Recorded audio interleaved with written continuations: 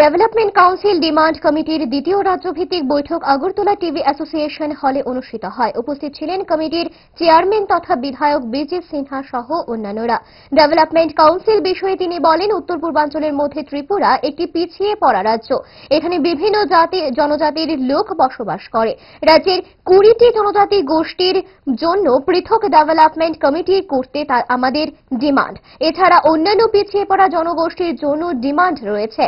এই দাবি নিয়ে শীঘ্রই মুখ্যমন্ত্রীর সঙ্গে ডেপুটেশনে মিলিত হবেন বলে জানান চেয়ারম্যান বিজেপ সিনহা। তিনি বলেন, সাংবিধানিক ক্ষমতা বলেই সরকার এই সমস্ত কমিটি করতে পারে।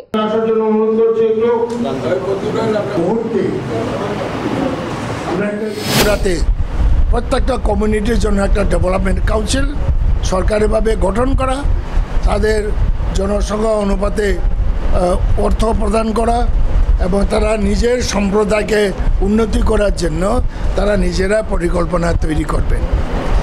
দেখুন তো, এবারও 1000 কোটি টাকা আনস্পেন্ড থাকবে, বাজেটে টাকা খরচ করতে পারবে না। প্রত্যেক বছর এরকম থাকে।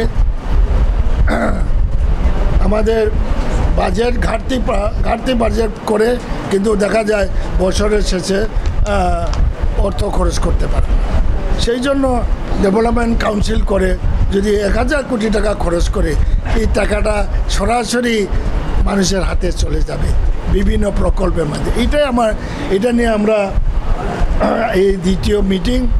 তো আমরা এই মিটিংয়ে সিদ্ধান্ত নেব যে মুখ্যমন্ত্রীকে আমরা গণডেপুটেশন দেব।